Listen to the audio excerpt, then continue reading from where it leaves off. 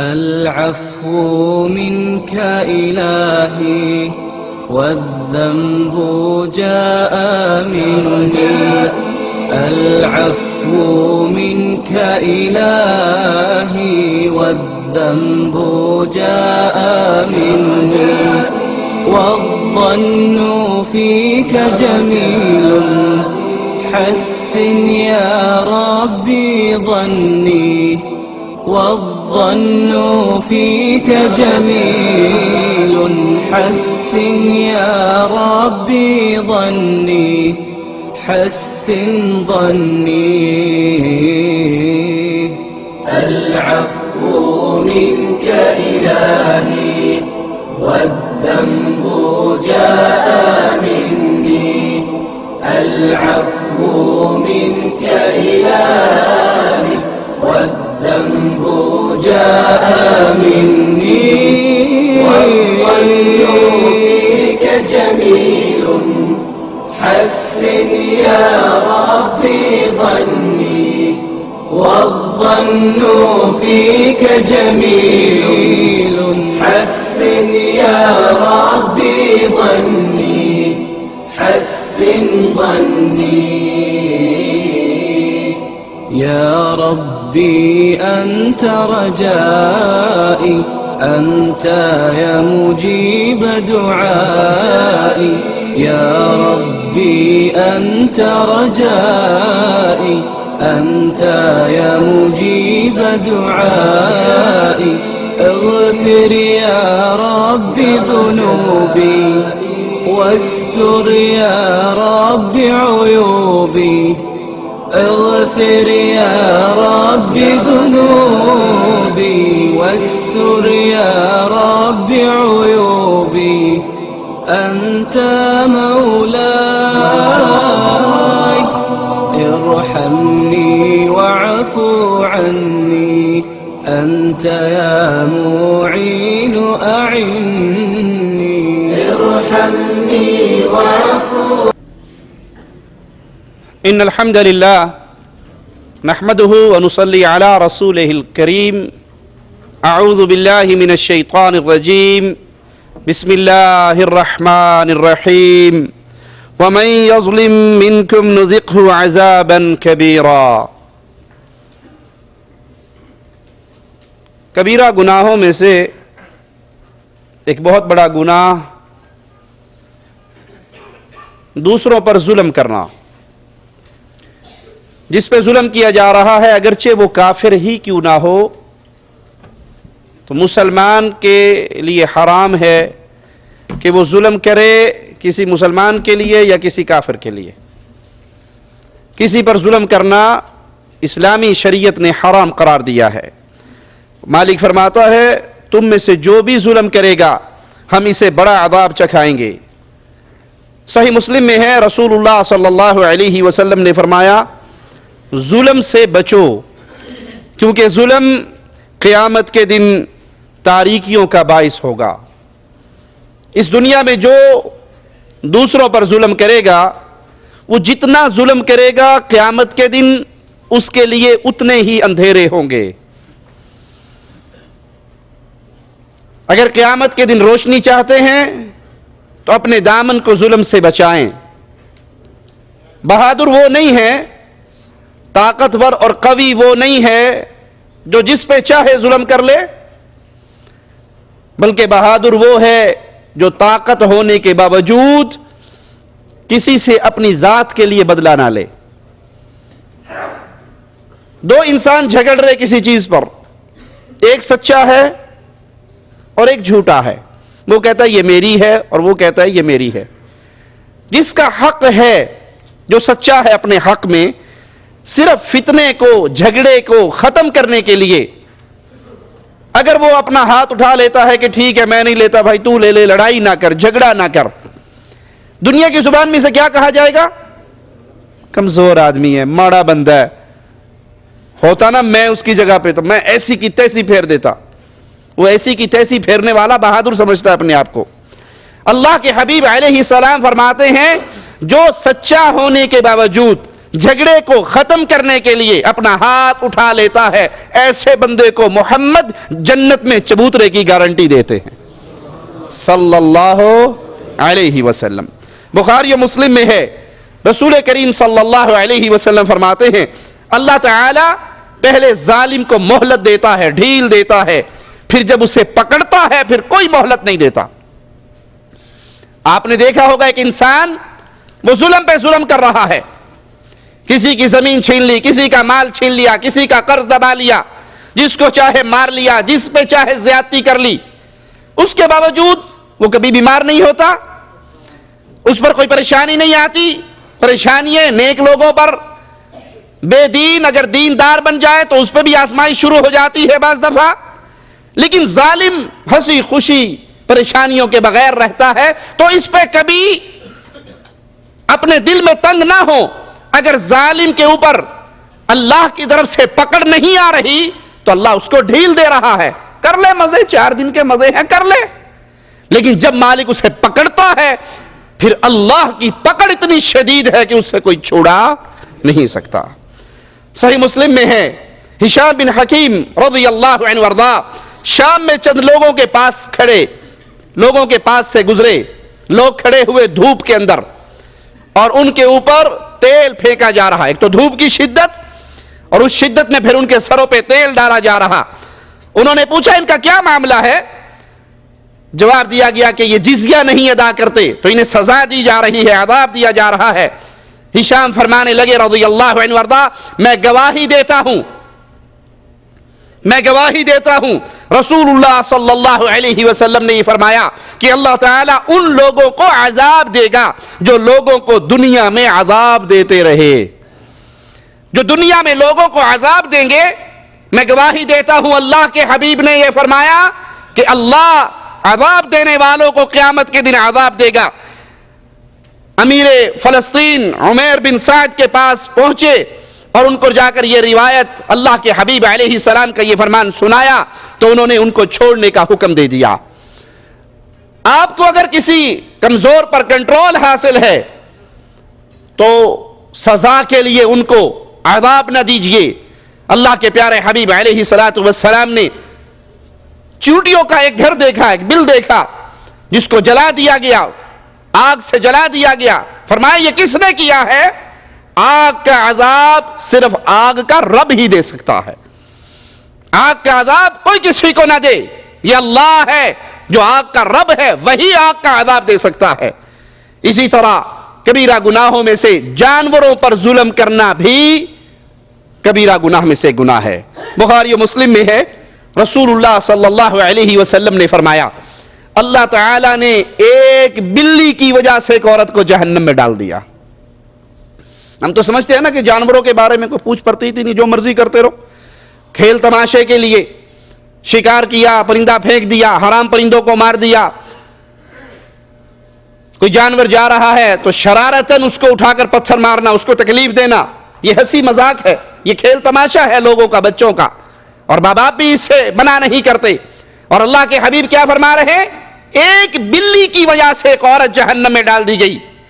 اس نے ایک بلی کو باندھ لیا تھا، نہ تو خود اس کو کھانا کھلاتی تھی اور نہ اس کو آزاد کرتی تھی کہ وہ زمین پہ گھومے اور اپنا رزق خود تلاش کر لے۔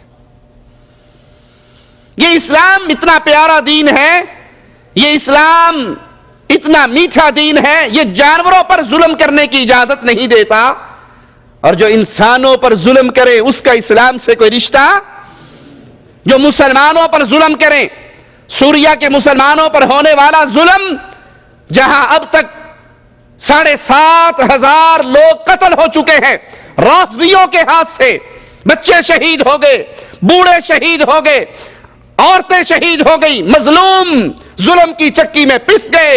اے اللہ تو جبار اور قہار ہے، اپنے جبر اور قہر کا کوڑا اس رافضی بشار اسد پہ برسا، جیسے اس نے ہمیں ہمارے دلوں کو دکھ پہنچایا ہے۔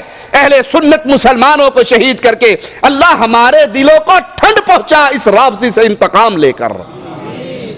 اسلام تو جانوروں پر ظلم کی اجازت نہیں دیتا، کجا امت محمدیہ پر ظلم کیا جائے، انسانیت پر ظلم کیا جائے اور انسانیت پر ظلم کی چکی کو چلایا جائے۔ وہ عورت نہ بلی کو چھوڑتی تھی نہ اس کو خود کھلاتی تھی، بھوک سے مر گئی، اس کے مرنے پر ہی اللہ نے اس ایک گناہ کی وجہ سے اس کو جہنم میں ڈال دیا۔ آج بھی جانوروں کو پالنے والے، پرندوں کو پالنے والے، کبوتر بازوں کو آپ نے دیکھا ہوگا، کبوتر باز اپنے کبوتروں کو بھوکا رکھتے ہیں، کیوں؟ تاکہ جب کسی اور کا کبوتر آئے گا یہ دانے ڈالے گا، سارے کبوتر اڑ کر آئیں گے، وہ نیچے کبوتروں کو دیکھ کے نیچے آ جائے گا، پکڑ لے گا۔ شوق کے لیے بٹیروں کو لڑانے والے، تیتروں کو لڑانے والے، مرغوں کو لڑانے والے، مرغوں کو لڑاتے ہیں، جانوروں کو لڑاتے ہیں، کتوں کو لڑاتے ہیں، ایک ریچھ پہ 4 کتے چھوڑے جاتے ہیں، کیا یہ ظلم نہیں ہے؟ اگر تم مسلمان ہو، رشتہ تمہارا محمد کریم صلی اللہ علیہ وسلم کے ساتھ ہے، تم تو اپنے ہنسی مذاق کے لیے مرغوں کو لڑاتے ہو، جانوروں کو لڑاتے ہو، کتوں کو لڑاتے ہو۔ اللہ کے حبیب علیہ السلام کی شریعت اس چیز کی اجازت نہیں دیتی۔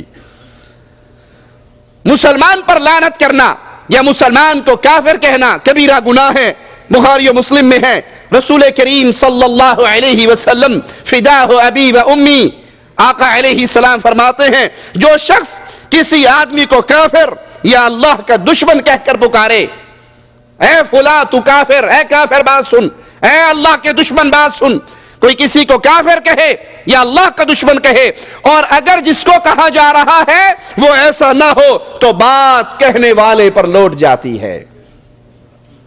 یہ چھوٹا ماجرا نہیں ہے جس پہ چاہے کفر کا فتویٰ لگا دے، جس سے ناراض ہوئے اس کو آپ کافر کہہ دیں، جس کو آپ نے کافر کہا، اللہ کا دشمن کہا، اگر وہ ایسا نہیں تو کہنا والا اس جرم کے اندر شامل ہو جاتا ہے۔ بخاری و مسلم میں ہے، رسول اللہ صلی اللہ علیہ وسلم نے فرمایا مومن کو لعنت کرنا اس کے قتل کرنے کے برابر ہے۔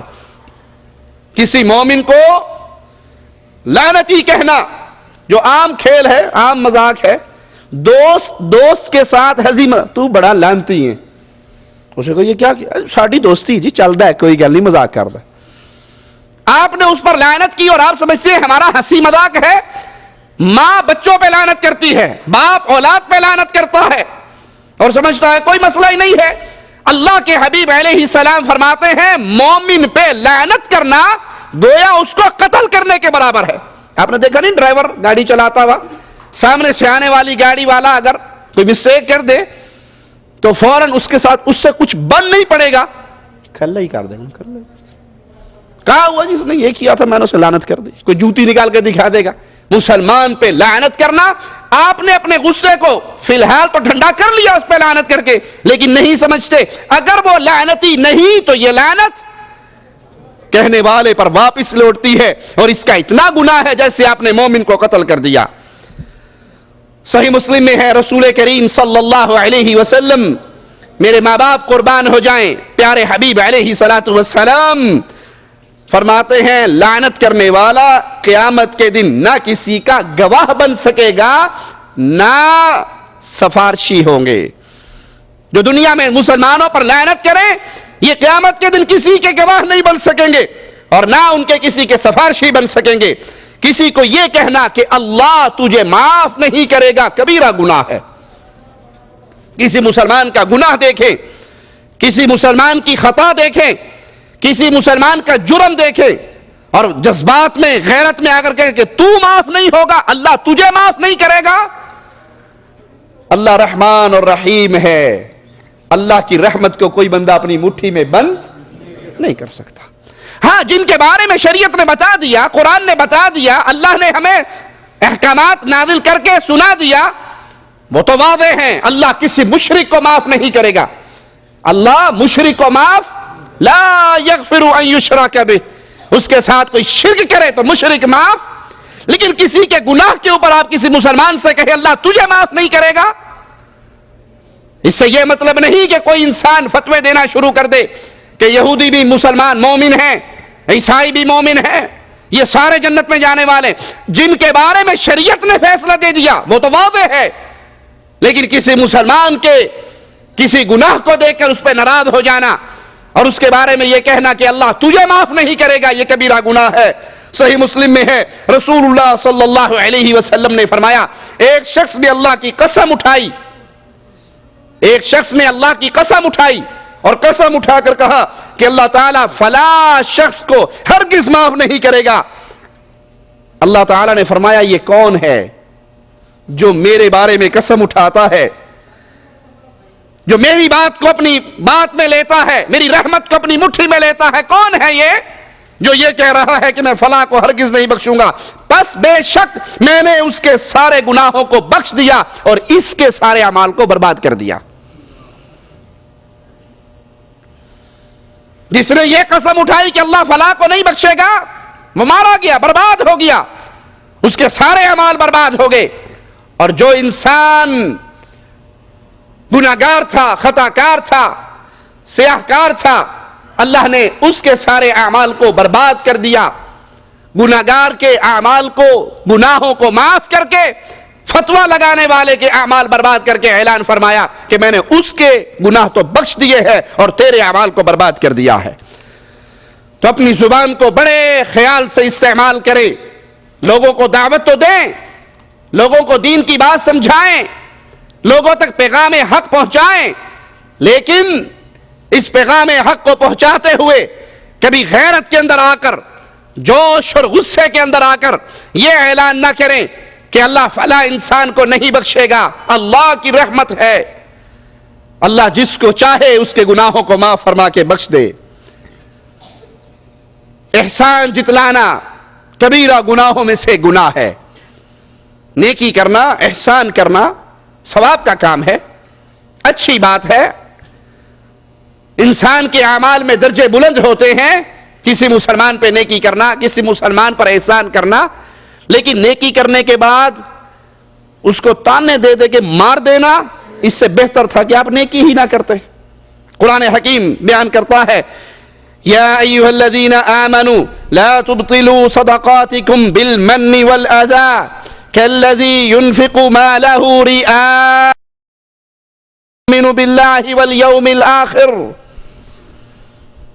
اے اہل ایمان، اپنی خیرات کو احسان جتا کر اور ایذا پہنچا کر، تکلیف پہنچا کر برباد نہ کرو۔ آپ نے حسنات کی، نیکیے کی، کسی کا بھلا کیا، اب اس کو گنتی شروع کروا کے، اس کو تانے دے کے، اس کو جتلا جتلا کر برباد نہ کرو۔ جس طرح وہ شخص جو اپنا مال لوگوں کو دکھلانے کے لیے خرچ کرتا ہے، نہ اللہ پر ایمان رکھتا ہے اور نہ قیامت پر ایمان۔ جو انسان اپنا مال خرچ کرے اور مال خرچ کر کے اللہ کی رضا نہ چاہتا ہو، اس کا مقصود یہ ہو جس مسجد میں پنکھا دوں تو پنکھے پہ بھی میرا نام پروں پہ لکھا ہوا ہو، اے سی لگوا دوں تو اے سی پر بھی میرا نام لکھا ہوا ہو، کلی کروا دوں اس پر بھی مولوی صاحب بڑا لمبا چوڑا نام لے کر اعلان کرے، حاجی صاحب نے بجلی دے بل واسطے 50 روپیے بھیجے نے، اور اس کو خوشی ہو کیا ہن سواد ہے نا، اگر دیتے نے تو نہ تے لینا چاہیے۔ اگر یہ مقصد ہے کہ آپ نے مال خرچ کیا لوگوں کو دکھلانے کے لیے، تو بربادی ہے، ہلاکت ہے۔ اور اگر مال خرچ کیا آپ نے اللہ کی رضا کے لیے، یہاں پہ اسلام کا ایک نقطہ یاد رکھیے، اسلام مال خرچ کرتے ہوئے کوالٹی دیکھتا ہے، کوانٹٹی نہیں دیکھتا، کوالٹی دیکھتا ہے۔ حدیث میں آتا ہے ایک شخص قیامت کے دن آئے گا، اس کی نیکیوں کے پلڑے میں احد پہاڑ جتنی نیکیاں پڑی ہوں گی، وہ کہے گا اللہ اتنی نیکی تو میں نے کی نہیں، یہ کہاں سے آ گئی؟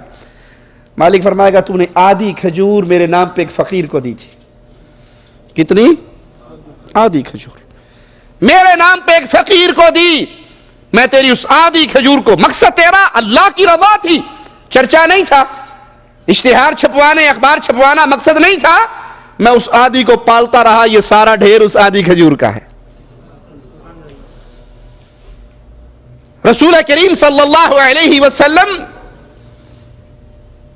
جنگ کے لیے صحابہ سے مال کا مطالبہ کرتے ہیں، لوگوں نے مال لا کے ڈھیر لگا دیا، ایک صحابی صبح کو تھوڑی سی کھجوریں لے کر آیا، تھوڑی سی کھجوریں، آپ نے اس تھوڑی سی کھجوروں کو اس ڈھیر کے اوپر رکھ دیا۔ اب یہ اس کی شان، تھوڑی سی کھجوریں، اس ڈھیر کے اوپر کیوں رکھی گئی؟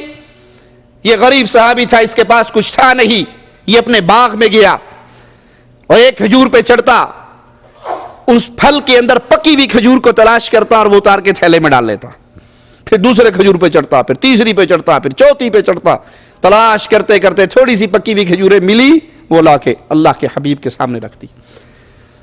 اب وہ بڑے بڑے مالوں سے زیادہ اجر پا گیا، کیوں؟ سامان تو تھوڑا دیا اس نے، لیکن اس کی محنت کتنی ہے، اس کی نیت کیسی ہے؟ تو اللہ کے ہاں نیت دیکھی جاتی ہے۔ اگر آپ اللہ کے دین کے لیے مال دے رہے ہیں، توحید کو پھیلانے کے لیے مال دے رہے ہیں، اس کے پیچھے آپ کی نیت کیا ہے؟ لوگوں میں چرچا تو ہلاک ہو گئے، برباد ہو گئے، تباہ ہو گئے۔ اور اگر مقصد یہ ہے کہ اللہ راضی ہو جائے، اللہ کی رضا کے لیے سچے دل سے انسان آدھی کھجور بھی خرچ کر دے تو وہ آدھی کھجور بھی جہنم اور اس کے درمیان پردہ بن جاتی ہے۔ چغلیاں کرنا کبیرہ گناہوں میں سے گناہ ہے۔ چغل خور وہ انسان جو فساد پھیلانے کے لیے ایک آدمی کی بات سنے دوسرے کے کان میں، اس کی سنے اس کے کان میں، آگ لگانے والا، اور پھر گھر بیٹھ کے خوش ہونے والا۔ بادشاہ ان دو میں بڑی دوستی تھی، میری صرف ایک ہی سیٹنگ ہوئی ہے، میں کہا تیرے بارے جو آ کچھ کہندا ہے، ایسی تلی لگائی ہے بیٹا ساری عمر نہیں بولے گا۔ اب یہ خوش ہو رہا ہے، اس کو اپنا کارنامہ سمجھ رہا ہے، اور شریعت ہمیں اس کے بارے میں کیا حکم دیتی ہے؟ یہ چغل خور لوگوں میں حسد، دشمنی، دھوکے کی آگ بھڑکاتا ہے۔ بیوی کو خاوند سے لڑوا دیا، خاوند کو بیوی سے لڑوا دیا، بھائی کو بھائی سے لڑوا دیا، دوست کو دوست سے لڑوا دیا۔ یہ پیار کا دشمن ہے، حسد کی آگ جلانے والا، لڑائی کی آگ بھڑکانے والا۔ بخاری و مسلم میں ہے، رسول کریم صلی اللہ علیہ وسلم نے فرمایا چغل خور جنت میں داخل ہی نہیں ہوگا۔ اس سے بڑا اور بدنصیب کیا ہے؟ یہ ایک کی سن کے اس کے کان میں، اس کی سن کے اس کے کان میں، دو پیار کرنے والوں کو لڑوا دے اور گھر بیٹھ کے خوش ہو جائے۔ تجھ سے بڑا بدنصیب کون ہے؟ نبی کریم صلی اللہ علیہ وسلم اعلان فرما رہے چغل خور جنت میں داخل نہیں ہوگا۔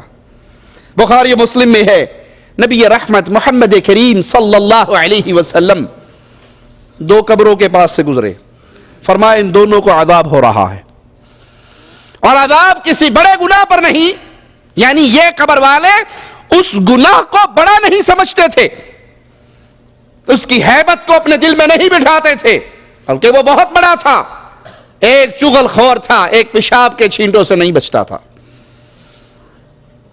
ایک لوگوں کے درمیان آگ لگاتا تھا، لڑائیاں کرواتا تھا، چغلیاں کرتا تھا، کانا پھوسی کرتا تھا۔ اس کی سنی، کان میں آدھی بات پڑی، جا کے اس کو سنا دی کہ تیرے خلاف اس نے یہ کہا۔ وہ غصے میں آیا تو پہلے والے کہ تیرے خلاف وہ یہ کہہ رہا تھا، دونوں کو لڑوا دیا۔ اب یہ قبر کے اندر پڑا ہے، اس کو قبر کے اندر بھی عذاب ہو رہا۔ دوسرا پیشاب کے چھینٹوں سے نہ بچنے والا، یہ گناہ چھوٹا گناہ نہیں ہے، لوگ اس کو گناہ ہی نہیں سمجھتے۔ یہ ایسا گناہ ہے پیشاب کے چھینٹوں سے نہ بچنا کہ قبر کے اندر بھی اللہ کے حبیب علیہ الصلوۃ والسلام فرما رہے اس شخص کو عذاب ہو رہا جو دنیا کے اندر اس گناہ کو گناہ نہیں سمجھتا تھا، معمولی سی بات سمجھتا تھا۔ بخاری و مسلم میں ہے، رسول کریم صلی اللہ علیہ وسلم نے فرمایا لوگوں میں سب سے شریر انسان دو رخا انسان ہے۔ دو رخا سمجھتے ہیں؟ آپ کے پاس آ کر بیٹھا تو کہے گا جی آپ کا مجھ سے بڑا مخلص کوئی دوست ہی نہیں ہے، آپ کو دوسری پارٹی کے خلاف بھڑکا دے گا، ان کے پاس جائے گا تواڈے بارے جو اے گل کر رہا سی میں خود سنیا ہے، مجھے آپ سے محبت نہ ہوتی تو میں اگر بتاتا نا آپ کا بڑا دشمن ہے، خیال سے پھونک پھونک کے چلا کرو قدموں کو۔ اس کے پاس گیا، اس کی بارے میں اس کی حمایت کا اعلان کیا، اس کے پاس گیا، اس کی حمایت کا اعلان کیا، اور حقیقت میں وہ دو رخا انسان ہے۔ ان سے ملتا ہے ان جیسا، ان سے ملتا ہے ان جیسا۔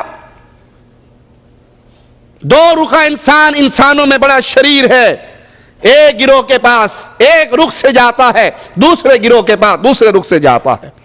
کبیرہ گناہوں میں بہت بڑا گناہ غیبت کرنا، اور اللہ معاف فرمائے مسلمانوں کی اکثریت اس گناہ کو اب گناہ ہی نہیں سمجھتی، اس جرم کو جرم ہی نہیں سمجھتی، بلکہ اس شخص کا بڑا مقام ہوتا ہے، اس شخص کی بڑی عزت ہوتی ہے جو زیادہ سے زیادہ رپورٹنگ کرنے والا ہو۔ غیبت کیا چیز ہے؟ لوگوں کے وہ عیب جو ان کے جسموں میں ہوں، ان کے دین دنیا شخصیت میں ہو، ان کے معاملات میں ہو، ذاتی معاملات میں ہو، ان کو ایسے ڈھنگ سے لوگوں کے سامنے بیان کرنا کہ اگر جس کے بارے میں بیان ہو رہا ہے اس کو پتہ لگ جائے تو دکھ ہو۔ آپ کسی کی شخصیت، کسی کی ذات، کسی کا اخلاق، کسی کا کردار، کسی کے معاملات لوگوں کے سامنے ایسے انداز میں پیش کریں کہ اگر اس کو پتہ لگے تو اسے دکھ ہو، یہ غیبت ہے۔ اور یہ کتنا بڑا گناہ ہے کہ اللہ تعالیٰ نے ایک بھیانک تشبیہ دے کر اس کو بیان کیا ہے۔ قرآن حکیم کی آیت سنیے، وَلَا يَغْتَبْ بَعْضُكُمْ بَعْضًا، تم میں سے کوئی کسی کی دوسرے کی غیبت نہ کرے، کوئی دوسرے مسلمان بھائی کی غیبت نہ کرے۔ أَيُحِبُّ أَحَدُكُمْ أَن يَأْكُلَ لَحْمَ أَخِيهِ مَيْتًا فَكَرِهْتُمُوهُ، کیا تم پسند کرو گے اپنے مردہ بھائی کا گوشت کھانا؟ کسی مردار جانور کا گوشت کوئی پسند کرے گا مسلمان؟ حرام جانور ہو گیا، مردار ہو گیا، وہ بے شک کتنا ہی مزیدار کھڑے مسالے کا پکا ہوا بھنا ہوا کیوں نہ ہو، پتہ لگ جائے یہ مردار تھا، کوئی کھائے گا اسے؟ اور سگا بھائی مر گیا، اس کے مرنے کا دکھ، بھائی کے مرنے کا دکھ ایسے ہوتا ہے جیسے کسی کی بازو کٹ جائے، اور اس مردار بھائی کا گوشت، مرے ہوئے بھائی کا گوشت کسی کو کھلایا جائے، کون ہے جو اس کو پسند کرے گا؟ اللہ مالک سمجھانے کے لیے ہمیں مثال کیا دیتا ہے، جو مسلمان دوسرے کی غیبت کرے گویا وہ ایسے ہے کہ وہ مردہ بھائی کا گوشت کھا رہا ہے۔ کیا اس کو کوئی پسند کرے گا؟ سب اس سے نفرت کریں گے۔ جب اس سے نفرت کرو گے تو غیبت سے اس سے پہلے نفرت کرو۔ ابو داؤد میں ہے، رسول کریم صلی اللہ علیہ وسلم نے فرمایا، معراج کی رات میرا گزر ایسے لوگوں کے پاس سے ہوا جن کے ناخن تانبے کے تھے اور وہ اپنے چہروں اور سینوں کو اپنے ناخنوں سے نوچ رہے تھے۔ اس ناخن سے دنیا میں جو اللہ نے یہ ناخن دیے ہیں، آج کوئی اپنا چہرہ نوچے تو کتنی تکلیف ہوتی ہے، سینے پہ زور سے خارش کرے تو کتنی تکلیف ہوگی۔ اندازہ کریں جب یہ تانبے کے بن جائیں کتنے سخت، اور اس سے چہرے اور سینوں کو نوچا جائے تو کیا خون اور بوٹیاں نہیں زمین پر گریں گی؟ اللہ کے حبیب علیہ السلام نے ان کو دیکھا، جبرائیل علیہ السلام سے پوچھا یہ کون لوگ ہیں؟ فرمایا یہ وہ لوگ ہیں جو غیبت کر کے لوگوں کا گوشت کھاتے ہیں اور ان کی عزتوں کو پامال کرتے ہیں۔ اب تو اس کو مجلس کے اندر بڑا مقام ملتا ہے، جو لوگوں کے عیب ڈھونڈ ڈھونڈ کے تلاش کر کر کے بیان کرتا ہے، مزے لے لے کر بیان کرتا ہے، اور قیامت کے دن اس کو نہیں شعور مرنے کے بعد اس کا حال کیا ہوگا۔ اس کے ناخن تانبے کے ہوں گے جس سے وہ اپنے چہرے اور اپنے سینے کو نوچے گا۔ تو غیبت کرنا گویا مردار بھائی کا، مردہ بھائی کا گوشت کھانا ہے، اور اس کڑوے گوشت کے اندر سب سے کڑوا گوشت علماء کا گوشت ہے۔ اگر کوئی علماء کی غیبت کرتا ہے، اگر کوئی علماء پہ زبان درازیں کرتا ہے، ان کی توہین کرتا ہے، تو یہ بڑا ہی بد نصیب انسان ہے۔ ابو داؤد میں ہے، رسول کریم صلی اللہ علیہ وسلم نے فرمایا، وہ شخص ہم میں سے نہیں جو عورت کو اس کے خاوند سے اور خاوند کو اس کی عورت سے بد ظن کرے۔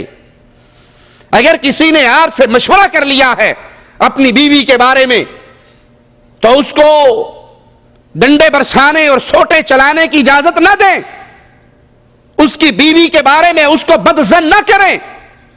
اگر بیوی نے مشورہ کر لیا کسی سے اپنے خاوند کے بارے میں تو صلح کی کوشش کریں، پیار اور محبت کی فضا کو قائم رکھیں، لڑائی اور فساد کی کوشش نہ کریں، اس سے بڑا بدنصیب کون ہے جس سے محمد کریم اپنا رشتہ توڑ لیں صلی اللہ علیہ وسلم کہ میرا اس سے کوئی تعلق نہیں، جو خاوند کو بیوی کے خلاف اور بیوی کو خاوند کے خلاف بھڑکائے۔ ابو داؤد میں ہے سیدہ عائشہ رضی اللہ تعالی عنہا نے رسول کریم صلی اللہ علیہ وسلم کی زوجہ محترمہ دوسری بیوی حضرت صفیہ رضی اللہ تعالی عنہا کے چھوٹے قد ہونے کے بارے میں آپ کی طرف اشارہ کیا یا کوئی گفتگو کی، انہیں چھوٹا قد قرار دیا۔ رسول کریم صلی اللہ علیہ وسلم نے فرمایا عائشہ رضی اللہ تعالی عنہا تیرا یہ جملہ اگر سمندر کے پانیوں میں ڈال دیا جائے تو وہ بھی کڑوا ہو جائے، وہ بھی زہریلا ہو جائے۔ اللہ کے لیے سوچئے یہ عائشہ کون ہے؟ یہ صدیقہ کائنات ہے جس کو اللہ کا سلام آیا کرتا تھا، جبرائیل کا سلام آیا کرتا تھا، جس کے بستر طاہر طیب پاکیزہ بستر پر محمد پہ قرآن اترا کرتا تھا صلی اللہ علیہ وسلم۔ ان کی زبان سے نکلا ہوا اپنی سوکن کے بارے میں ایک معمولی سا جملہ جس کو آپ اور میں معمولی سمجھتے ہیں کہ چھوٹا قد ہونا، اللہ کے حبیب ان کی شان کے باوجود، ان کی عزت اور مقام کے باوجود فرماتے ہیں عائشہ تیرا یہ جملہ اگر سمندروں کے پانی میں ڈال دیا جائے تو اس کا ذائقہ بھی بدل جائے۔ میں اور آپ کس باقی مولی ہے؟ چھوٹا قد کہا تھا، کسی کے جسم میں کوئی عیب ہونا، اللہ نے جس کے جسم میں عیب پیدا کیا ہے کیا وہ اللہ میرے اور آپ کے جسم میں عیب پیدا نہیں کر سکتا؟ ہمارے ہاں یہ چیز عیب تعارفی لہجہ بن جاتا ہے۔ کسی کو یاد کرو فلاں کون؟ او موٹا، ہاں ہاں او موٹا موٹا، بالکل اس کو جانتے ہو؟ کس کو؟ او کانا نہیں، کانا کانا، وہ لنگڑا، او یار جو چھوٹے جے قد ہے انہوں نہیں جانتے وہ جڑا آیا کر دو چھوٹے جے قد۔ اب آپ اس کا چھوٹا قد، اس کا موٹا ہونا، اندھا ہونا، کانا ہونا، معذور ہونا تعارف کے لیے بیان کر رہے ہیں، مذاق اور ہنسی کے لیے بیان کر رہے ہیں، جس میں اس کی ذات اور شخصیت کی توہین مقصود ہے، توہین چھپی بھی ہے۔ کسی اندھے کے سامنے آپ کہیں گے اس کو جانتے، یہ اندھا جو اس کو جانتے ہو، اچھا نام لے کر کہو گے نا، لیکن آپ اس کی غیر موجودگی میں ایسے جملے اس کی ذات شخصیت کے بارے میں وہ عیب بیان کر رہے ہو، اگر اس کے سامنے بیان کرو تو اسے دکھ ہو، یہ غیبت ہے۔ سیدہ عائشہ کے جملے اللہ کے نبی نے برداشت نہیں کیے صلی اللہ علیہ وسلم۔ میں اور آپ کیا ہے کہ ہماری زبانیں غیبت کرنے سے رکتی نہیں ہے، تھکتی نہیں ہے، پوری پوری قوموں کی غیبت کی جاتی ہے۔ اے پنجابی نے نا، پنجابی ہم دے ہی میں دینے، یہ تو ہوئے جو پٹھان، پٹھانوں کا کیا پوچھنا، یہ بھائی میاں حیدرآبادی ہیں، ان سے بچ کے ہی چلا کرو۔ اب آپ نے ایک جملے میں پوری قوم کی غیبت کی ہے، پوری قوم کی توہین مقصود ہے، وہ پٹھان ہو، وہ پنجابی ہو، وہ پاکستانی ہو، وہ ہندی ہو، اللہ کے بندہ وہ مخلوق کس کی ہے؟ اچھے برے تو ہر قوم میں ہوتے ہیں، کسی ایک آدمی کے برے ہونے پر اس کی قوم کو گالی نہ دیں، اس کی نسل کو گالی نہ دیں۔ ایک آدمی کی غیبت کرنا کتنا بڑا گناہ، اور جب آپ پوری قوم کی غیبت کرو گے، پوری قوم کی طرف عیب کو منسوب کرو گے، پھر کیا بنے گا؟ انا للہ و انا الیہ راجعون۔ صحیح مسلم میں ہے رسول کریم صلی اللہ علیہ وسلم نے فرمایا کیا تم جانتے ہو غیبت کیا ہے؟ صحابہ کرام رضوان اللہ علیہ مجمعین عرض کرنے لگے اللہ اور اس کا رسول ہی بہتر جانتا ہے صلی اللہ علیہ وسلم۔ آپ علیہ الصلوۃ والسلام نے فرمایا اپنے بھائی کا ذکر اس انداز میں کرنا جسے وہ ناپسند کرتا ہو، اپنے بھائی کا ذکر اس انداز میں کرنا جسے وہ ناپسند کرتا ہو۔ صحابہ نے عرض کی یا رسول کریم صلی اللہ علیہ وسلم اگرچہ وہ چیز اس بھائی میں موجود ہو، ہم نے جس چیز کا ذکر کیا ہے اگرچہ وہ بات اس میں موجود ہو پھر بھی غیبت ہے؟ فرمایا اگر موجود ہے تو غیبت، اگر موجود ہے تو غیبت، اگر موجود نہیں ہے تو بہتان لگا رہے ہو، معاملہ اس سے بڑھ گیا۔ اگر اس میں موجود ہے تو غیبت ہے، اور اگر اس میں موجود نہیں ہے تو وہ بہتان ہے۔ کئی لوگ میں وہ منہ تے کہنے بھی تیار ہوں، میں کو ڈردا ہوں، دیکھو میں اس کے منہ پہ کہنے کو تیار ہوں، وہ ایسا ہے اگر آپ کو اس سے محبت ہے تو اس کو تنہائی میں کیوں نہیں کہتے؟ اس کو پیار سے کیوں نہیں کہتے؟ اس کو سمجھانے کے انداز میں کیوں نہیں کہتے؟ تلی لگانے کے انداز میں کیوں کہتے ہیں؟ چھیڑنے کے انداز میں کیوں کہتے ہیں؟ وہ بڑا مشہور واقعہ ہے، پنجاب کا ایک شخص سفر کر رہا، وہ سنی تھا، 7 والی سیٹ پہ جو بیٹھا وہ شیعہ تھا۔ وہ شیعہ نے پہچان لیا کہ یہ شکل تو پتہ لگ رہا ہے کون ہے، اور ماشاءاللہ مواحدوں کا بتانے کا ضرورت، مواحدوں کا بورڈ ہی بتا دیتا ہے میں کیڑی برادری دا۔ تو اس نے کہا بھائی آپ کون ہیں؟ اس نے کہا میں کافر ہوں۔ اس نے کہا اللہ کا خوف کریں، پاکستان میں رہتے ہیں، سارے مسلمان بھائی ہیں، یہاں کافر کہاں سے آگے؟ ویسے آپ کون ہیں؟ مراد اس کا آپ کس مذہب والے ہیں؟ اس نے کہا بھائی میں نے بتایا تو ہے میں کافر ہوں، مجھ سے نہ پوچھو میں کافر ہوں، میں خود مانتا ہوں میں کافر۔ کہا نہیں آپ مذاق نہ کریں، آپ سیریس بتائیں آپ کون ہیں؟ کہا اچھا اگر میں نے سیریس صحیح بتا دیا میں کون ہوں پھر بھی تو تم مجھے کافر کہو گے؟ کہا کی مطلب؟ کہتا میں شیعہ۔ کہا ہو پھر تے کافر ہیں۔ کہتا میں آگے ہی مان لیا میں کافر ہوں، تو فتویٰ نہ لا میرے تے۔ ایک ہے کسی کو چھیڑنا، کسی پہ طنز کرنا بہت آسان ہے، ایک ہے کہ کسی کو پیار سے اپنے قریب لانا اور اس کی اصلاح کرنا، اس کے عقیدوں کی اصلاح کرنا، اس کے اندر شرک اور بدعات کے اندھیروں کو مٹا کر توحید کا نور بھرنا، دو مختلف چیزیں ہیں۔ کسی کو پتھر مارنا آسان ہے اور قریب بٹھا کر اس کو پیار محبت سے اس کے دل میں انقلاب کی دنیا برپا کرنا، یہ شریعت چاہتی ہے۔ یہاں پہ کوئی یہ بھی کہہ سکتا ہے کہ جی آپ غیبت کی بات کرتے ہیں تو آپ نے کسی کو چھوڑا؟ فلاں مولوی کا رد اور فلاں مولوی کا رد اور فلاں فرقے کا رد اور فلاں فرقے کا رد، کیا یہ غیبت نہیں؟ غیبت سے مراد کسی کے ذاتی شخصی معاملات اس کو اجاگر کرنا۔ اگر کوئی شخص کسی کی گمراہی کا سبب بن رہا ہے، عقیدے میں، ایمان میں، اتباع مصطفیٰ میں وہ دھوکہ دے رہا ہے، رشتے لوگوں کے مصطفیٰ سے توڑ کر غیروں سے جوڑ رہا ہے، پیروں فقیروں بابوں سے جوڑ رہا ہے، پیشانیوں کو رب کے در پر جھکانے کی بجائے وہ قادریوں کے سامنے سجدے کروا رہا ہے۔ ہم جب بھی ذکر کرتے ہیں وہ کوئی بھی ہو، وہ لوگوں کو اپنے سامنے سجدہ کروانے والا ہو یا اپنے بابوں کی قبروں کا طواف کروانے والا ہو، ہم کسی کی شخصیت کا نام نہیں بگاڑتے۔ ہم نام لیتے ہیں پروفیسر محترم ڈاکٹر فلاں صاحب، حضرت مولانا فلاں صاحب، اس کی شخصیت پہ ہم اعتراض نہیں کرتے، اس کی ذات پہ ہم انگلی نہیں اٹھاتے، ہم اس کلام کو نقل کرتے ہیں جو کلام لوگوں کی گمراہی کا سبب بن رہا ہے۔ نہ پیروں نے ہمارا کچھ بگاڑا، نہ مولویوں نے ہمارا کچھ بگاڑا، نہ کسی نے ہماری زمین پہ قبضہ کیا، ہماری کسی سے کوئی لڑائی نہیں۔ اور یہ آپ کو جواب دوسروں کی طرف سے چیک کرنے کے لیے بتا دوں کہ وہ جب آپ پہ اعتراض کریں گے وہ گالیاں دیں گے، اہل شرک اہل توحید کو گالیاں دیں گے، غیر مقلد نے، وابی نے، گستاخ نے، بے ایمان نے، وہ گالیوں کے انبار ہوں گے، ٹیلی فون پہ بھی گالیاں، ای میل پہ بھی گالیاں، یوٹیوب پر بھی گالیاں۔ گالی وہ دیتا ہے جس کے جھولی میں دلیل نہیں ہوتی، اور ہمیں گالی دینا محمد نے سکھائی نہیں ہے صلی اللہ علیہ وسلم۔ ہم تو وارث ہیں دین مصطفیٰ کے، تو ہم جب بیان کرتے ہیں اس میں مقصود یہ ہوتا ہے اگر کسی کا عقیدہ لوگوں کی عقیدوں کی خرابی کا سبب بن رہا ہے تو ہم اس کو قرآن کے ساتھ تول کے دکھا دیتے ہیں، قرآن یہ کہتا ہے، حدیث رسول یہ کہتی ہے صلی اللہ علیہ وسلم، اور فلاں حضرت کا قول قرآن و حدیث کے خلاف ہے، لوگوں اس کو چھوڑ دینا، رب کے دین کو نہ چھوڑنا۔ آپ علیہ السلام نے فرمایا اگر اس کے اندر وہ بات موجود ہے تو غیبت، اور موجود نہیں ہے تو پھر بہتان ہے۔ اگر کسی مجلس میں کسی مسلمان کی غیبت کی جا رہی ہو، اس کی عزت کا دفاع کرنا مسلمان پہ لازم ہوتا ہے۔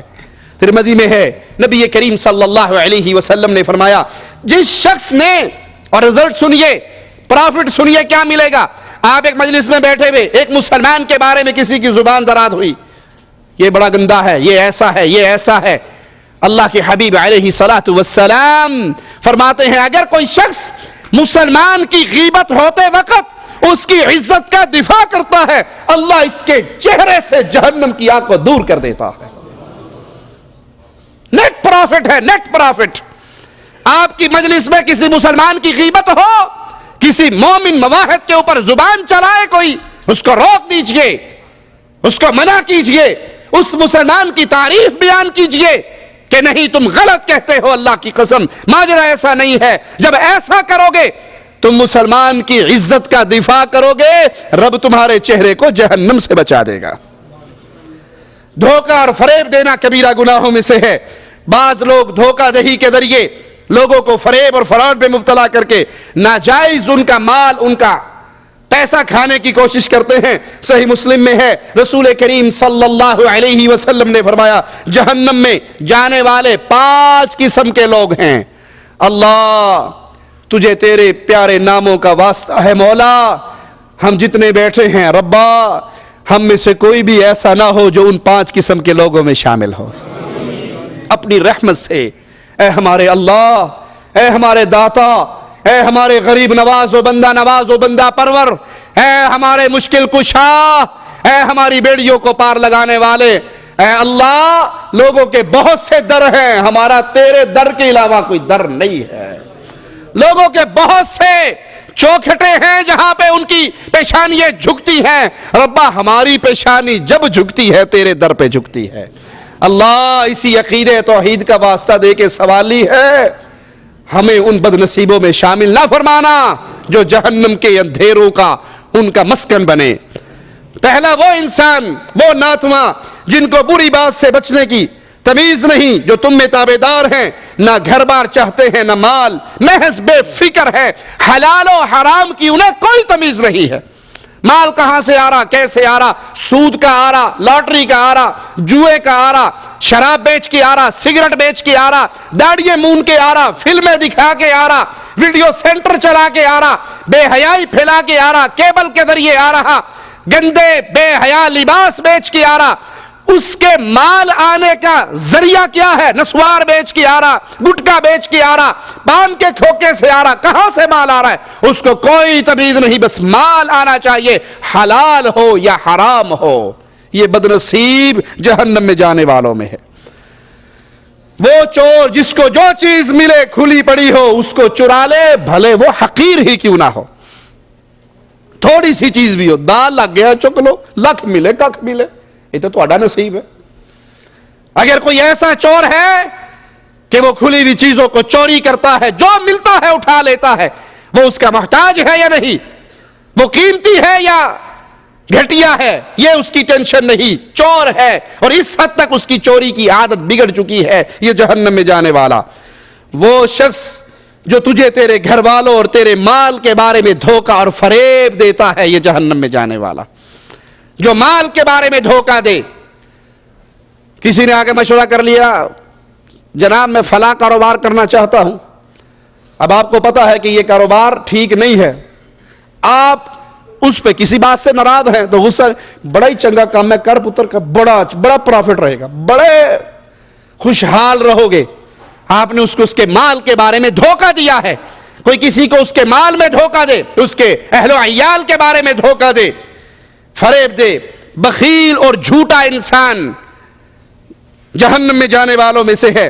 گالیاں دینے والا جس کی زبان سے گندے الفاظ نکلتے ہیں، تھوڑا سا غصہ آیا آؤٹ آف کنٹرول ہوگی، آپ وہ نہیں دیکھ رہا، میں خامند کو گالیاں دے رہی ہوں، میں اپنے بھائی کو گالیاں دے رہی ہوں، کوئی دوست اپنے دوست کو گالیاں، غصہ آنے کی دیر اور اس کی زبان تلوار کی طرح چلتی ہے، کسی کو معاف نہیں کرتی، اور جو ہی غصہ ٹھنڈا ہوتا ہے او جی غلطی ہوگی، غصے میں تو انسان کیا ہی دیتا ہے، کسی کو دیکھنا ہو تو اس کو دیکھنا ہی غصے اور پیار میں پتہ لگتا ہے، غصے میں دیکھو وہ کیسا ہے۔ میرا جملہ کڑوا ہے لیکن حقیقت کے عین مطابق ہے، غصہ نہ آیا وہ تو کتا بھی کسی کو کاٹتا، وہ بھی کولو لنگ جانتا بھی مینوں لوڑ نہیں، اور غصہ آئے تو کتا بھی کاٹتا ہے۔ اگر وہ غصے میں آؤٹ آف کنٹرول ہو رہا ہے اور اس کی زبان بے اختیار گالیاں بکتی ہے، یا عام حالات میں گالیاں دینا، فحش کلام کرنا، بدتمیزی کا کلام کرنا، کئی لوگوں کے ہاں تو یہ عیب ہی نہیں ہے نا، دوست کو بلاتا ہے، بات شروع کرنے سے پہلے اس کی ماں کو گالی دیتا ہے، اور فلانی دے ادھر گال سن میری، وہ اس کو جواب میں گال فلانی دیا تو اس کو یہ آپ ماں کو گالی دے رہے اس کی، آپ اس کے اجی کوئی بات نہیں، ہماری دوستی ہے، چلتا ہے ہمارا، اگر کوئی گندی زبان کا مالک ہے، اس کی زبان سے گالیاں اور بے حیائی کا کلام نکلتا ہے تو یہ بد نصیب انسان ہے۔ لوگوں کی پوشیدہ باتوں کی ٹو لگانے والا، یہ رات کو اندھیرے میں کیا کرتا ہے، اس کا ذاتی معاملہ جو اس کے اور اس کے اللہ کے درمیان ہے، وہ جاسوسی کرنے کے چکر میں رہتا ہے کہ دیکھوں تو صحیح، لوگوں کی خفیہ باتوں کی ٹو لگانے والا۔ ارشاد باری تعالیٰ سنیے، وَلَا تَجَسَّسُوا، جاسوسی نہ کیجئے، کسی کی ٹو نہ لگائیے۔ جاسوسی کا مقصد کیا ہوتا ہے کہ وہ کسی کے ویک پوائنٹ کو تلاش کرے اور پھر بڑی مجلس میں اعلان کرے یہ ایسا ہے، یہ ایسا ہے، یہ ایسا ہے۔ مقصد یہ ہو کہ لوگوں میں یہ ذلیل ہو جائے۔ ایک تو ہے کہ آپ اس کی اصلاح کے لیے اسے سمجھائیں، ایک ہے آپ اس کو پبلک میں ذلیل کرنے کے لیے اس کی خفیہ باتوں کو تلاش کریں، جاسوسی کریں، بے عزتی کریں۔ یہ اسلام نے حرام قرار دی ہے، آپ کے لیے جائز نہیں۔ ابو داؤد میں ہے، رسول کریم صلی اللہ علیہ وسلم نے فرمایا، اگر تم مسلمانوں کے عیب تلاش کرو گے، کسی مسلمان کی ذاتی زندگی کے پیچھے لگ گئے، اس کے عیب تلاش کرنے لگ گئے، اس کی جاسوسی میں لگ گئے، نتیجہ کیا نکلے گا؟ تو تم ان کے اندر بگاڑ پیدا کر دو گے، اور قریب ہے تم ان کے اندر فساد برپا کرو۔ یہاں مراد شخصی عیب ہیں، عقیدے کی گمراہی نہیں ہیں۔ کوئی انسان بد عقیدہ ہے، کوئی انسان توحید کا دشمن ہے، کوئی انسان انسانیت کو انسانوں کے سامنے جھکانے کے در پہ ہے، وہ توحید کے اوپر فتنوں کا، شرک کا، بدعات کا دھیرا غالب کرنا چاہتا ہے، وہ اللہ کی مخلوق کا رشتہ اللہ سے توڑ کر مردوں سے جوڑنا چاہتا ہے، وہ محمد کریم سے رشتے توڑ کر اپنے پیروں فقیروں سے جوڑنا چاہتا ہے، وہ قرآن سے رشتے توڑ کر اپنے بابوں کی کتابوں سے توڑنا چاہتا ہے، جوڑنا چاہتا ہے، تو یہ انسان اس کفر کو ننگا کیا جائے گا، اس کی بدعقیدیوں کو ننگا کیا جائے گا۔ جو صحابہ کرام کو گالیاں دے، جو امہات کو گالیاں دے، جو مسلمانوں کی ماں کو گالیاں دے، جو محمد کی ازواج کو گالیاں دے، جو محمد علیہ السلام کے صحابہ کو گالیاں دے، اس کے اس کفر کو ننگا کیا جائے گا۔ ہاں، کسی مسلمان کے ذاتی مسائل میں، اس کے شخصی معاملات کے اندر کوئی عیب کے اندر تلاش کرتا ہے، عیب تلاش کرنے میں لگتا ہے، تو اللہ کے نبی صلی اللہ علیہ وسلم، شریعت اسلام اس کے اس عمل کو گھناؤنا عمل قرار دیتی ہے۔ صحیح بخاری میں ہے، رسول کریم صلی اللہ علیہ وسلم نے فرمایا، جو شخص کسی قوم کی باتوں کی طرف کان لگا کر سنتا ہے جبکہ وہ اسے ناپسند کرتے ہوں یا اس سے بھاگتے ہوں، قیامت کے دن اس کے کان میں سیسا پنگلا کر ڈالا جائے گا۔ یہ گناہ چھوٹا نہیں ہے، کسی کی ٹو لگانا، اور یہ تو گھروں کے اندر عام بیماری نہیں بن گئی۔ بیٹا ماں دے کول آگے بیٹھے صحیح، اللہ من رحم ربی، بیگم فوراً دوسرے دروازے سے آ کر ویکھا تو صحیح میرے بارے تو نہیں گلاں ہو رہی ہیں۔ وہ بیچارہ ماں بیٹا اپنے پیار محبت میں کوئی ڈسکس کر رہا ہے، ایسا ایسا بول رہا ہے، اب وہ دور کھڑی ہوئی ٹینشن کے اندر ہے کہ یہ ضرور میرے خلاف کوئی پلاننگ ہو رہی ہے۔ اور بعض دفعہ ایسا بھی ہوتا ہے کہ وہ دروازے کے پیچھے آ کر کھڑی ہو جاتی ہے۔ کمرے کے اندر ایک الماری ہے جس پہ شیشہ لگا ہوا ہے، بیٹھے ہوئے کو نظر آ رہا ہے کہ باہر کوئی بندہ کھڑا ہے، انہوں نہیں پتا۔ یہ کیا بے وقوفی ہے، یہ کان لگانا، یہ ٹو لگانا، یہ جاسوسی کرنا، حالانکہ وہ تجھ سے چھپ کر ایک کونے میں بیٹھ کے باتیں کر رہے ہیں۔ جو تم نے شیطان کے لیے دروازہ کھولا ہے کہ یہ میرے خلاف ڈسکس ہو رہی ہے، میرے خلاف بات ہو رہی ہے، تم وہاں یہ بھی تو کہہ سکتے ہو کہ ان کا اپنا کوئی مسئلہ ہوگا۔ یہ سوچ دل میں پیدا نہیں ہو سکتی۔ یہ ٹو لگانا، یہ کان لگانا، یہ اتنا بڑا جرم ہے کہ سیسا پنگلا کر جہنم کی آگ پہ، اور اس کام کے اندر خاص طور پہ مردوں سے زیادہ عورتیں بیچاری گرفتار ہیں۔ اللہ ان کو ہدایت عطا فرمائے۔ روٹی پکاتے ہوئے توے پر عورتوں کی انگلی لگتی ہے نا، وہ توا کتنا گرم ہوتا ہے، یہ دنیا کی آگ، گرم چائے گر جائے، گرم دودھ گر جائے، گرم پانی گر جائے، ہنڈیا میں سے ابلتا ہوا سالن اس کے چھینٹے گر جائیں، سموسے تلتے ہوئے تیل کی چھینٹیں گر جائیں تو کتنی آگ لگتی ہے۔ ارے یہ دنیا کی آگ ہے، اور اس طرح کانا پھوسی کرنا، اس طرح کان لگانا، جاسوسی کرنا، ٹو لینا، اس کا کتنا بڑا گناہ ہے کہ قیامت کے دن اس کے کان میں جہنم کی آگ پہ سیسا پنگلا کے ڈالا جائے گا۔ اب تو خامدوں سے لڑائی کرنے کے لیے، بھائیوں سے لڑائی کرنے کے لیے، دوستوں سے لڑائی کرنے کے لیے آپ ان کی خفیہ ریکارڈنگ کر رہے ہیں، ان کی خفیہ میٹنگوں کو چیک کر رہے ہیں مزے لینے کے لیے، بعد میں لڑائی کرنے کے لیے، اور نہیں سمجھتے یہ گناہ کتنا بڑا ہے۔ نسب میں تانا دینا کبیرہ گناہ ہے۔ بعض لوگ اپنی نسبی شرافت کے غرور میں ڈوبے ہوئے ہوتے ہیں، ان کو اپنے خاندان کا شرف، اعلیٰ نسب ہونے پر بڑا فخر ہوتا ہے، اور عملی میدان میں زیرو ہوتے ہیں۔ عملی میدان میں بس یہ ہے ہم سید ہیں، ہم شیخ ہیں، ہم فلاں ہیں، ہم خون ہیں، ہم بلوچ ہیں، ہم وڈیرے ہیں۔ ان کو خاندان کا حسب و نسب، قومیت اور شرافت کا غرور ہوتا ہے، اور جب وہ کسی غریب کو، کسی کمزور آدمی کو دیکھتے ہیں تو فوراً اس کے نسب پر تان کرتے ہیں، اس کے خاندان پہ تان کرتے ہیں، اور اس کو حقیر سمجھتے ہیں۔ یہ نسب میں تان کرنا کفر ہے۔ قیامت کے دن لوگوں کو نسب کی بنیاد پہ اٹھایا، خاندانوں کی بنیاد پہ نہیں اٹھایا جائے گا، وہاں اعمال کی بنیاد پہ اٹھایا جائے گا۔ بلال رضی اللہ عنہ وارضاہ، سیدنا بلال، مصطفیٰ پوچھتے ہیں بلال کیا عمل کرتے ہو؟ جنت میں چل رہا تھا، تیری جوتیاں زمین پہ چل رہی تھی، اس کی آواز میں جنت میں سن رہا تھا، کیا عمل کرتے ہو؟ کس نسل سے تھے؟ کس خاندان کے تھے؟ کس بڑے قبیلے کے تھے؟ حبشی غلام رضی اللہ عنہ وارضاہ۔ کس چیز نے بلند کیا؟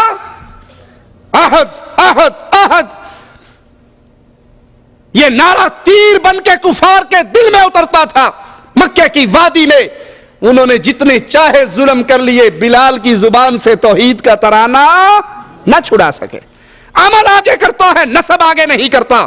نسب میں تان کرنا کفر ہے۔ صحیح مسلم میں ہے، پیارے حبیب محمد کریم فداہ ابی و امی صلی اللہ علیہ وسلم ارشاد فرماتے ہیں، دو چیزیں لوگوں میں کفر والی ہیں، نسب پہ تان کرنا، میت پہ نوحہ کرنا، میت پہ بین کرنا، ہاتھ لمبے کر کر کے رونا، سر پیٹنا، چھاتیاں پیٹنا، گریبان پھاڑنا، بال نوچنا۔ کئی لوگ جہالت کے اندر بڑے گندے جملے، عقیدے کو برباد کرنے والے جملے کہہ دیتے ہیں۔ کوئی جوان بچہ فوت ہو جائے، کوئی معصوم بچہ فوت، ہجے نے ویکھیا ہی کی سی، وقت تو پہلے ہی مر گیا، یہ تو اپنے وقت سے پہلے مر گیا۔ تجھے پتا ہے اس کا وقت کتنا تھا یا اللہ کو پتا ہے؟ کوئی بندہ اپنے وقت سے پہلے مر سکتا؟ ہر بندے کے سانس میرے رب کے ہاں زندگی لکھی بھی ہیں۔ میت پہ نوحہ کرنا کفر کی چیزوں میں سے ایک چیز ہے، اور نسب پہ تان کرنا، تیلی، مسلی، موچی، نائی، یہ مراسی، یہ فلاں، یہ فلاں، یہ فلاں، یہ جلا ہے، یہ ذات میں آپ اسے کم سمجھ رہے ہیں۔ اور آپ کو کیا پتا ہے، آپ ساری رات ڈش انٹینے کے سامنے بیٹھ کے برباد کرتے ہو، اور یہ رات کا اکثر حصہ مصلے پہ رو کے گزارتا ہے۔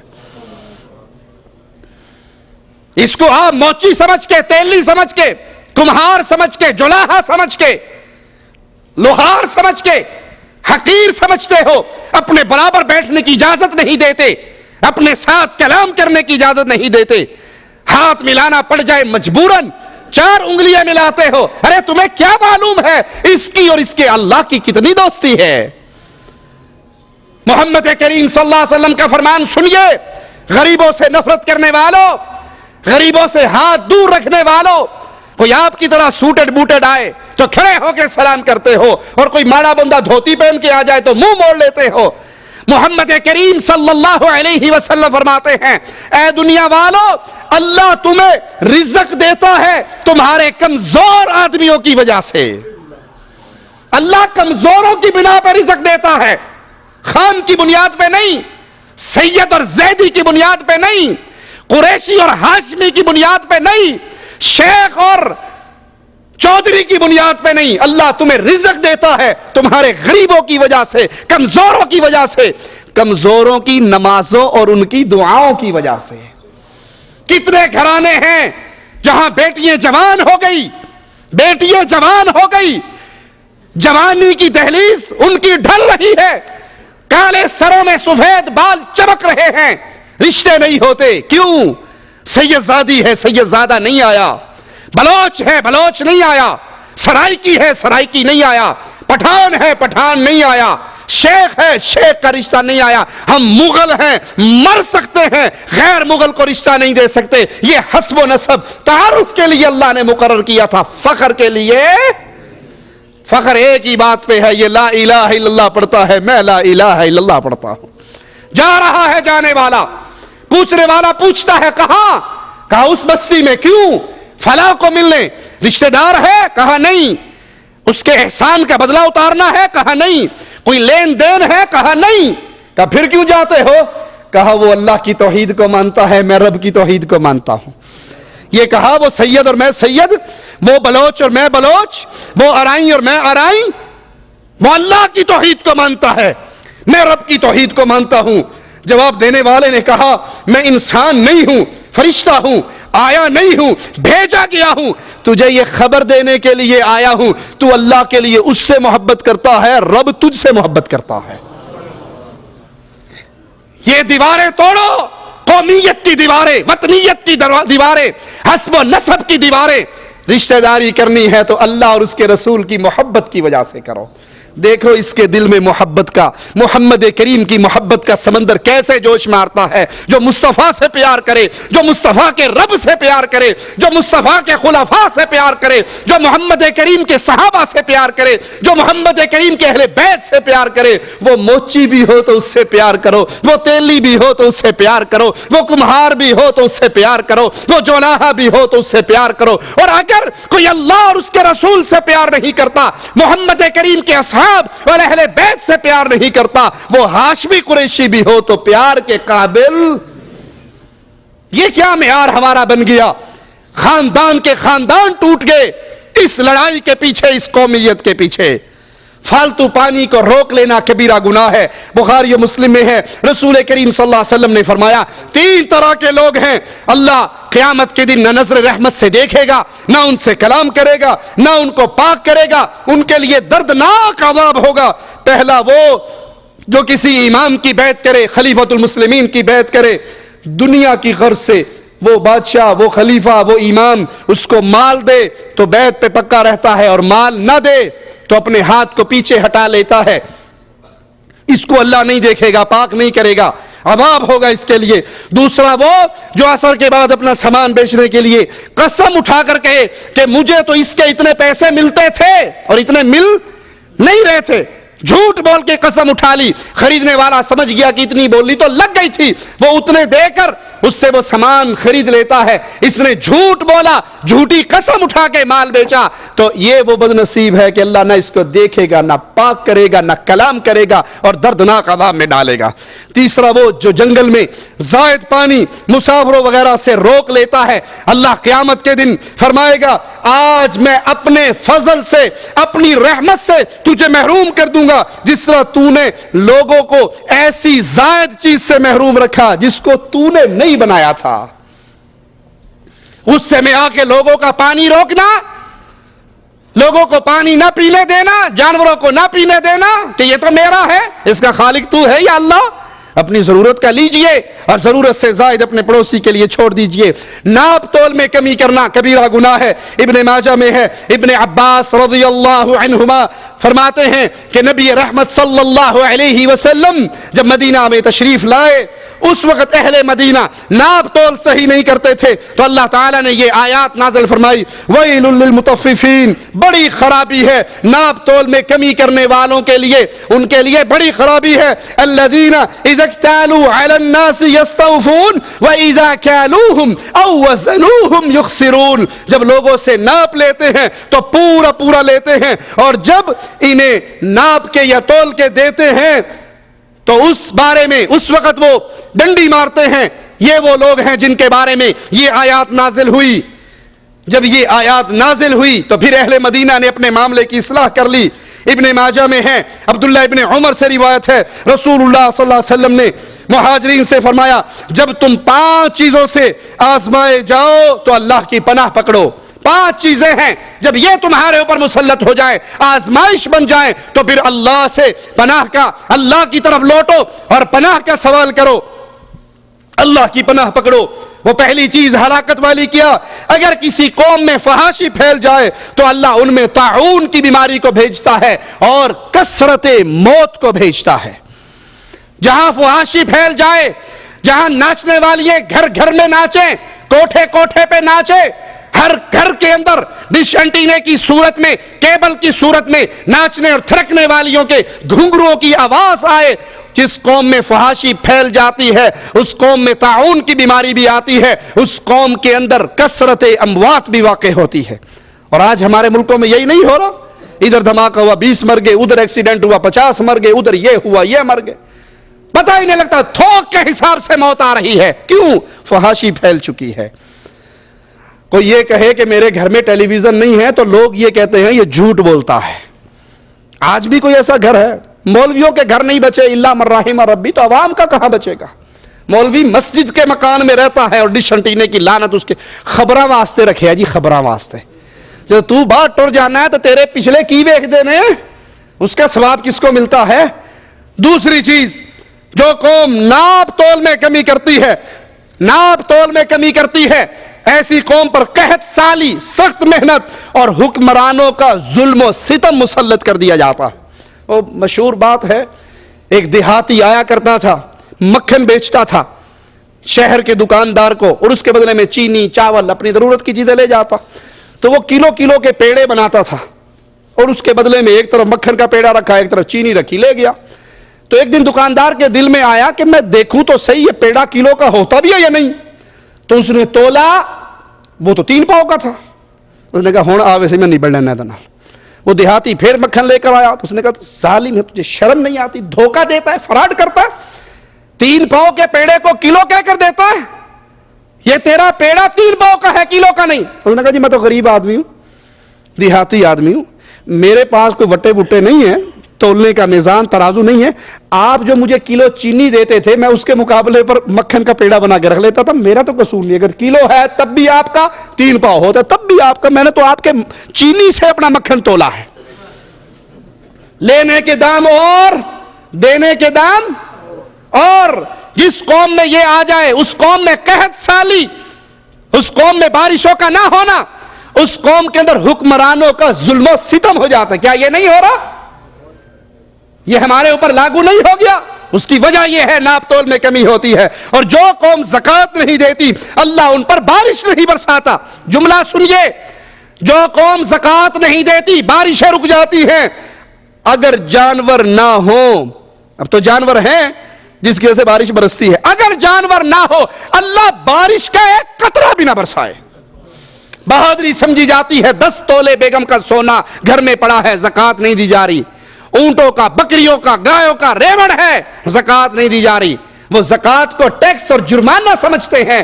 اگر قوم زکوٰۃ سے ہاتھ روک لے, آسمان سے مالک بارش روک لیتا ہے, اور جب بارش برستی ہے جانوروں کی وجہ سے, اگر جانور نہ ہوتے اللہ ایک قطرہ پانی زمین پہ نہ گراتا. جو قوم اللہ اور اس کے رسول کے ساتھ کیے ہوئے عہد و پیمان کو توڑ دیتی ہے اللہ ان پر ان کے دشمنوں کو مسلط کر دیتا ہے. یہ نہیں ہو رہا مسلمانوں کے ساتھ. آج یہود و نصارہ ہم پہ مسلط نہیں ہے, آج ہندوز ہم پہ مسلط نہیں ہے, آج کفار قومیں ہم پہ مسلط نہیں ہیں. کیوں؟ ہم نے رب سے کیا ہوا عہد و پیمان توڑ دیا ہے, رب سے کیا ہوا عہد و پیمان توڑ دیا ہے. زمینیں آزاد کرواتے ہیں کہ لا الہ الا اللہ کا نفاذ ہوگا, اور وہاں پہ کہا جاتا ہے قوت اخوت عوام, قوم ملک سلطنت کا نظام, قوت اخوت عوام. ملک مل گیا, لیا لا الہ الا اللہ کی بنیاد پر تھا, اور لینے کے بعد اعلان کیا ہوا اس ملک میں نظام کیا چلے گا, اس سلطنت میں قانون کیا چلے گا, قوت اخوت عوام. جو چاہیں گے کریں گے. اسلام کیا چیز ہوتی ہے؟ اپنی مرضی کا نظام, جو 2/3 اکثریت پاس کر دے گی اس بل کو لاگو کر دیں گے. جس ملک میں, جس قوم میں, جس قبیلے میں, جس معاشرے میں اللہ سے کیے ہوئے عہد و پیمان توڑ دیے جائیں اللہ ایسی قوموں پر پھر دشمنوں کو مسلط کر دیتا ہے. ہمارا اللہ سے عہد کیا تھا اس دنیا پہ آتے ہوئے؟ اللہ نے کہا تھا الستُ بربکم, کیا تمہارا رب نہیں ہوں؟ قالوا بلا، سب نے عہد کیا تھا اللہ تو ہمارا رب ہے، ہم نے اس عہد کو توڑا۔ اب ہر ڈھیری والے کو رب کہتے ہیں، ہر قبر والے کو مشکل کشا کہتے ہیں، قوال قوالی گاتا ہے تو وہ بھی آواز لگاتا ہے نوری بوری والے کے لیے، نہیں جانا مسجد مندر نو رب منے پیر قلندر نو۔ پیروں کو رب بنا لیا گیا، سیدنا علی کو رب بنا لیا گیا، سیدنا حسین کو رب بنا لیا گیا۔ یہ اللہ سے کیا وہ وعدہ نہیں توڑ دیا؟ جس قوم کے حکمران اللہ کی کتاب سے فیصلے نہ کریں، اللہ کے نازل کردہ شریعت کو بدل دیں، اللہ ان میں محتاجی کو عام کر دیتا ہے، انہیں فقیر بنا دیتا ہے۔ دیکھیے جہاں جہاں اللہ کی شریعت کو توڑا گیا ہے، فیصلے عوام کی مرضی سے، عوام کو کہا جاتا ہے عوام سپر پاور ہے، عوام سپر پاور ہے، جو چاہے عوام فیصلہ کرے، جو چاہے 2/3 اکثریت سے قانون بنائے، بھلے سود کو حلال کرے، بھلے لواطت کو حلال کرے، ہم جنس پرستی کو حلال کرے، زنا کو حلال کرے، لڑکا لڑکی اپنی پسندیدگی سے زنا کرے، پولیس گرفتار نہیں کر سکتی، اجازت ہے، قانون بن گئے۔ جہاں اللہ کی شریعت کو توڑا جاتا ہے ان کے ہاتھوں میں کانسے گدائی دے دیا جاتا ہے، وہ 24 گھنٹے مانگتے ہی پھرتے ہیں۔ اللہ سے دعا ہے اللہ ہماری خطاؤں کو معاف فرمائے، اللہ ہماری سیاہکاریوں کو معاف فرمائے، اللہ ہمیں زندہ رکھے، ایمان پہ رکھے، اللہ ہمیں موت دے تو اس حال میں دے، اللہ ہم سے راضی ہو، ہم اپنے اللہ سے راضی ہوں۔ ادھر ہماری روح نکل رہی ہو، ادھر ہماری زبان سے لا الہ الا اللہ محمد رسول اللہ کا ترانہ گونج رہا ہو۔ اقول قولی ھذا واستغفر اللہ لی ولکم ولسائر المسلمین فاستغفروہ انہ هو الغفور الرحیم۔